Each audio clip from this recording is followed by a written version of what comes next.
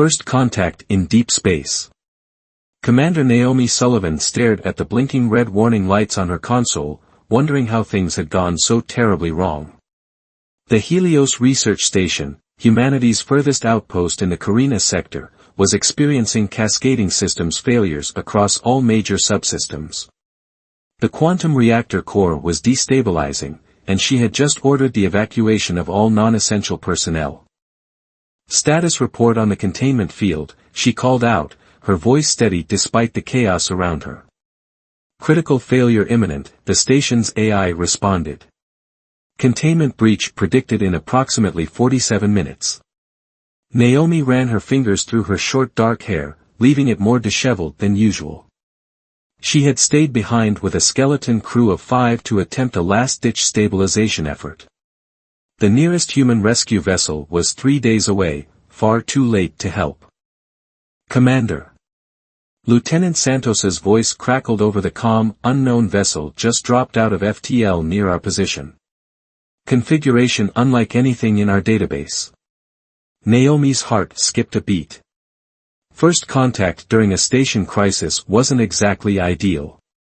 Show me, she ordered, and a holographic display materialized above her console. The ship was beautiful in an alien way, all sweeping curves and iridescent surfaces that seemed to shift colors as it moved. It was smaller than most human vessels but radiated an energy signature that dwarfed anything their sensors could properly measure. They're hailing us, Santos reported. Put them through. The holographic display shifted, and Naomi found herself face to face with a being that defied her expectations. The alien was roughly humanoid but covered in what appeared to be crystalline scales that rippled with bioluminescence. Its eyes were deep violet with no pupils, and instead of hair, it had delicate tendrils that moved as if suspended in water. I am Zethral of the Luminoran Collective, the being spoke, its words translated by their systems with only a slight delay. We detected severe quantum instabilities in your station. Our sensors indicate imminent catastrophic failure. Commander Naomi Sullivan of the Helios Research Station, she responded, pushing aside her amazement at this first contact. You're correct. We're attempting to contain a quantum reactor breach. Your containment methods are primitive, Zethral stated, but without condescension. We have experience with quantum mechanics far beyond your current level. Allow us to assist. Naomi hesitated for a fraction of a second. Years of protocol training said to be cautious with unknown species, but the lives of her remaining crew members hung in the balance. Assistance would be appreciated, she said finally. The alien vessel docked with remarkable precision, and within minutes, Zethral and 2 other Luminarans were aboard. Their environmental suits were nearly invisible, appearing more like a slight distortion in the air around them. Your reactor design is interesting, Zethral commented as they worked, their crystalline fingers dancing over the human controls with surprising dexterity. Innovative use of limited resources. We make do with what we have, Naomi replied, assisting as best she could while observing their methods. The Luminarans were using technology that seemed to manipulate quantum fields directly, something human science had only theorized about. That is what makes your species remarkable, Zethral said, their scales shifting to a deep blue hue. You push the boundaries of your capabilities rather than waiting for ideal conditions. The next 30 minutes were a blur of activity. The Luminarans implemented containment techniques that Naomi's engineers would spend years trying to understand. When the reactor finally stabilized, its efficiency had somehow improved by 40%. We've modified your containment systems, Zethral explained. They should prevent similar incidents in the future. However, they paused, scales shifting to a curious green tone. We would be interested in learning more about your research here. Your approach to quantum mechanics, while dangerous, shows promise. Naomi smiled. I think we could learn a lot from each other. Would you be interested in establishing a formal exchange of knowledge? That would be acceptable, Zethral replied, their tendrils moving in what Naomi would later learn was a gesture of enthusiasm. Our collective has been observing human expansion with interest. Perhaps this incident can serve as a bridge between our peoples. As the evacuation ships began returning and her crew marveled at the alien vessel docked alongside their station, Naomi realized that what had started as a potential disaster had become something far more significant. The quantum reactor breach had torn a hole in the barrier between their civilizations, and through that hole, something remarkable had begun to grow. "Commander," Zethral said before departing, "your species has a saying, necessity is the mother of invention. We have observed that humans often make their greatest advances in moments of crisis. Perhaps that is why you progress so rapidly despite your limitations." "Or perhaps," Naomi replied, "we just haven't learned when to quit." The Luminaran scales flickered with what might have been amusement. "Indeed. We look forward to future collaborations, Commander Sullivan. Your determination is inspiring." As she watched their ship depart, Naomi knew that this was just the beginning. The universe had suddenly become much larger, and much more interesting, than anyone on the station had imagined when they woke up that morning. Sometimes, she reflected, the worst days could lead to the best beginnings. Bridge between stars. 3 months after the quantum reactor incident, the Helios research station had transformed into humanity's first joint scientific endeavor with an alien species. The stark utilitarian corridors now housed both human and Luminaran technology, creating an aesthetic that Commander Naomi Sullivan privately thought of as organized chaos. Zethral stood beside her in the newly constructed quantum laboratory, their crystalline scales shifting through shades of deep purple as they studied the holographic display.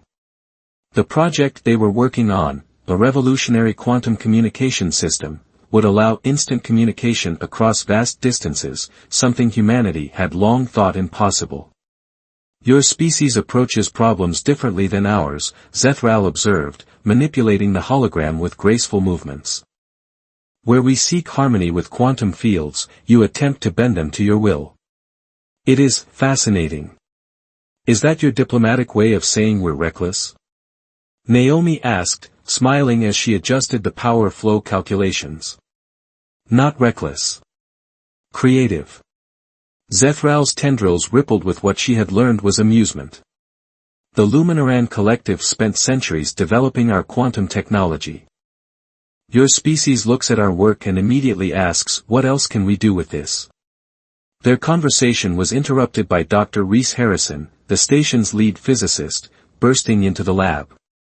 His usually neat appearance was disheveled, and his eyes burned with excitement. "Commander, Zethral, you need to see this." The data he presented showed something unprecedented. Their experimental quantum communication system had accidentally created a microscopic bridge between 2 points in spacetime. It was stable, controllable, and completely defied both human and Luminaran physics. "This shouldn't be possible," Zethral stated, their scales rapidly shifting between colors in agitation. "The energy requirements alone." "That's just it," Reese interrupted, pulling up more data. "The human frequency modulation combined with your quantum field harmonics created some sort of resonance effect. It's using barely any power at all."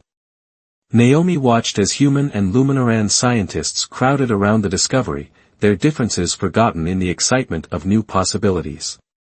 This was why she had fought so hard to maintain this collaboration, despite resistance from both sides. The Earth government had been skeptical about sharing advanced research with aliens, while the Luminaran Collective had expressed concern about the unpredictable nature of human scientific methods. Yet here they were, making breakthroughs that neither species could have achieved alone. "We should inform the collective immediately," Zethral said, their tendrils moving in complex patterns that suggested deep thought. "This discovery, it changes everything." "Earth too," Naomi agreed. "But first, let's make sure we understand exactly what we've created." Over the next few weeks, the station buzzed with activity. The accidental discovery had opened up new avenues of research that neither species had considered before. Human intuition combined with Luminaran precision created possibilities that bordered on the miraculous. Late one night, Naomi found Zethral in the observation dome, their scales glowing softly in the starlight. "Credit for your thoughts?" she asked, using the human phrase that had become something of a joke between them. "I am considering patterns," Zethral replied. "The collective has always believed that progress comes from careful, methodical research. Yet in 3 months of collaboration with humans, we have made advances that would have taken us decades. And we've learned to be more careful, more precise," Naomi added. "Your people have probably prevented us from blowing ourselves up at least twice now." 3 times, Zethral corrected, their scales flickering with amusement. Though the third incident was quite minor. They stood in comfortable silence, watching the stars.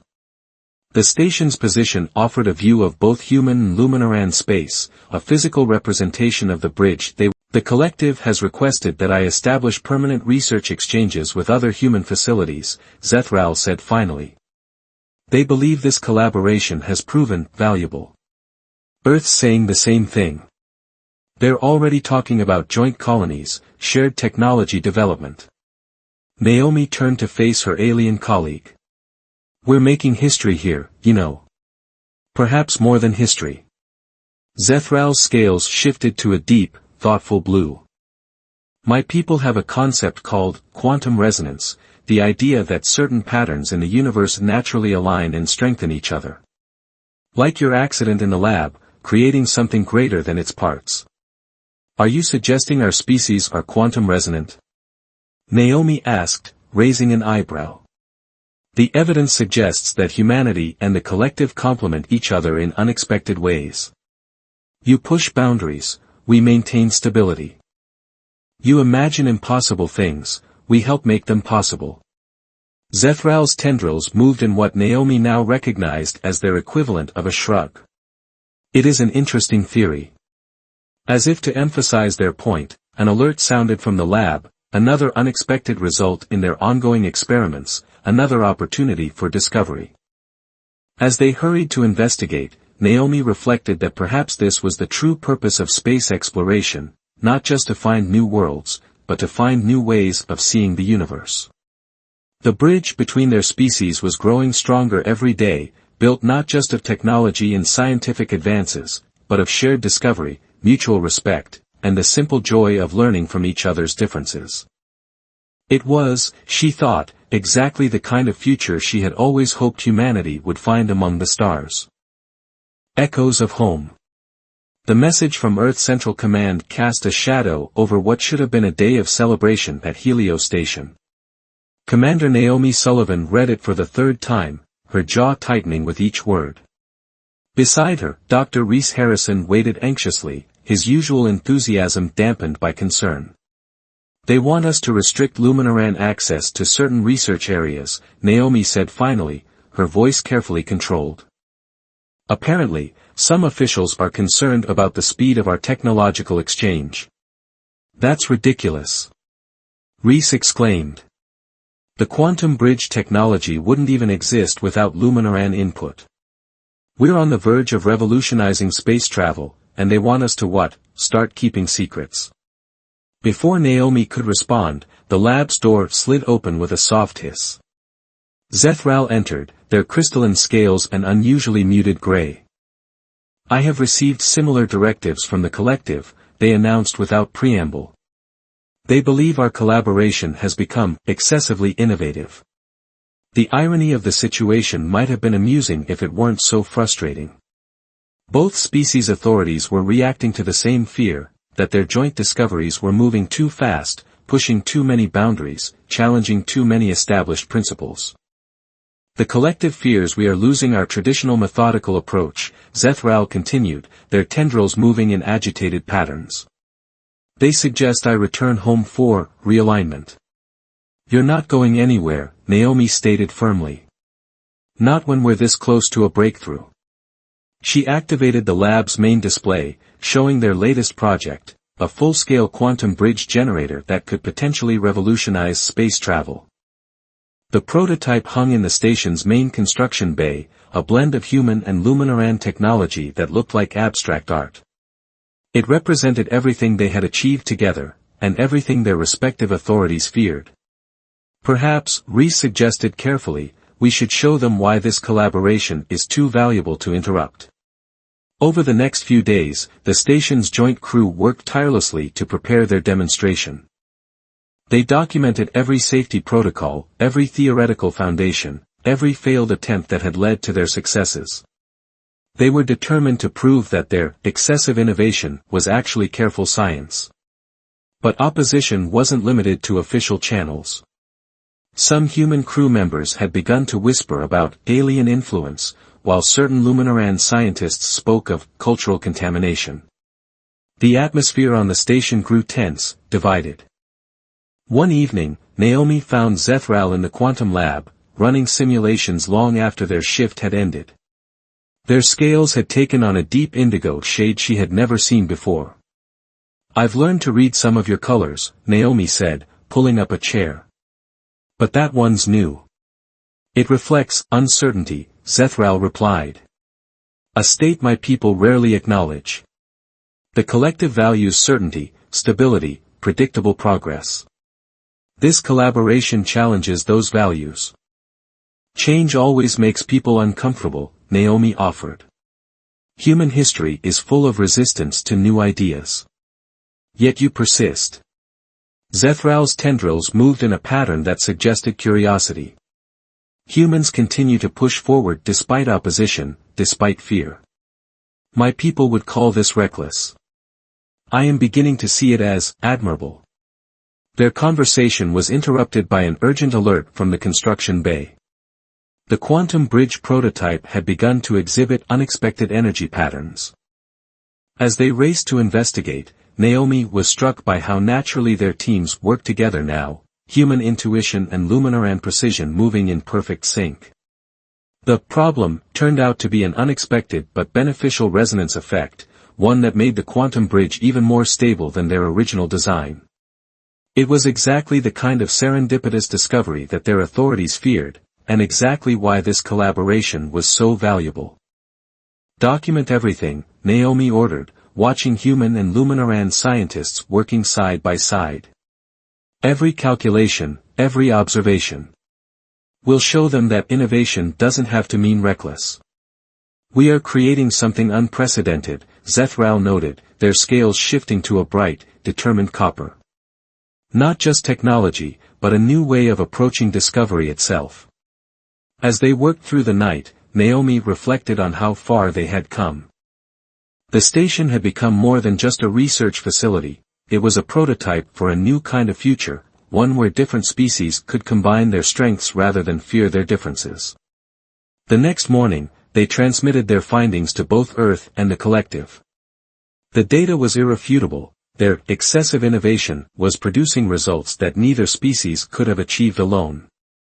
The quantum bridge technology promised to revolutionize space travel, communication, and energy production. "Let them try to argue with success," Reese said, watching the transmission indicators. "They will try," Zethral responded, but their scales had taken on the golden hue of optimism. "But like your quantum particles, humans and Luminarans have become entangled. Our futures are now connected." Standing in the observation dome later, watching the stars that suddenly seemed much closer, Naomi smiled. Sometimes the greatest discoveries weren't just about technology, they were about proving that different worlds could come together and create something extraordinary. Quantum resonance. The warning came without fanfare, a simple data burst from a remote sensor array. Dr. Reese Harrison's face drained of color as he analyzed the readings, double-checking the calculations that he desperately hoped were wrong. "Commander Sullivan," he called, his voice tight. "We have a situation." Naomi and Zethral arrived at the quantum lab within minutes. The holographic display showed a massive quantum storm forming in the space between human and Luminaran territories, directly in the path of 3 major colonial transport routes. "The quantum bridge tests," Zethral said, their scales shifting to an alarmed crimson. "They've created unforeseen resonance patterns in spacetime." "How long?" Naomi demanded, already pulling up evacuation protocols. 6 hours until the storm reaches critical mass, Reese replied. We can warn most ships to divert, but the colony ship Avalon is too deep in the affected zone. They're carrying 5,000 colonists in cryosleep. Their engines aren't powerful enough to clear the danger area in time. Naomi studied the data, her mind racing through options. Could we use the quantum bridge prototype to evacuate them?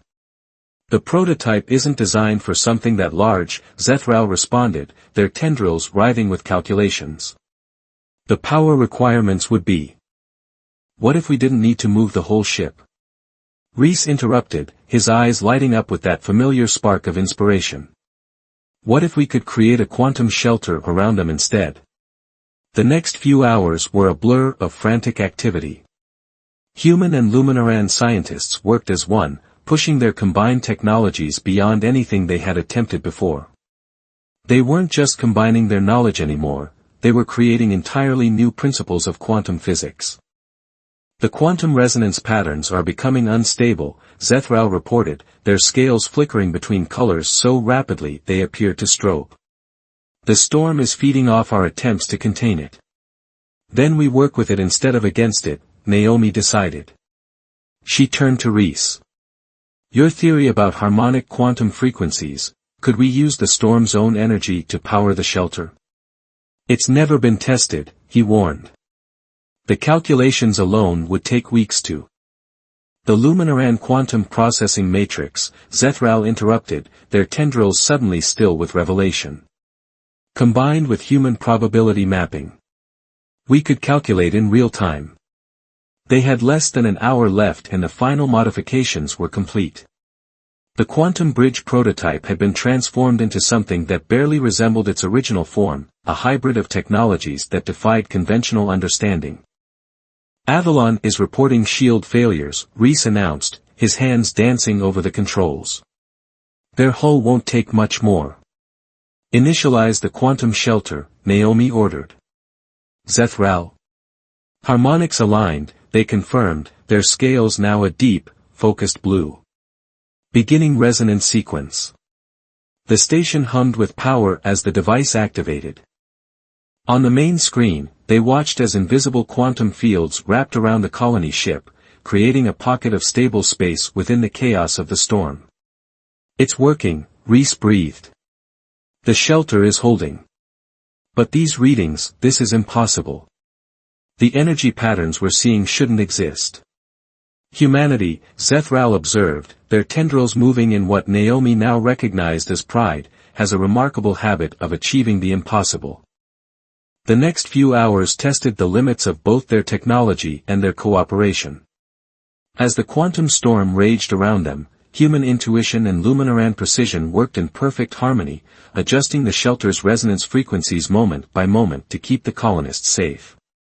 When the storm finally dissipated, leaving the Avalon unscathed, the exhausted crew of Helio Station realized they had done more than save lives, they had proven beyond any doubt the value of their collaboration. The quantum shelter technology, Reese said later, reviewing the data. It's not just a defense system. The principles we discovered, we could use this to build permanent settlements in previously uninhabitable regions of space. The collective will be very interested in these findings, Zethral agreed, their scales now shimmering with excited patterns. Though perhaps not in how quickly we develop them.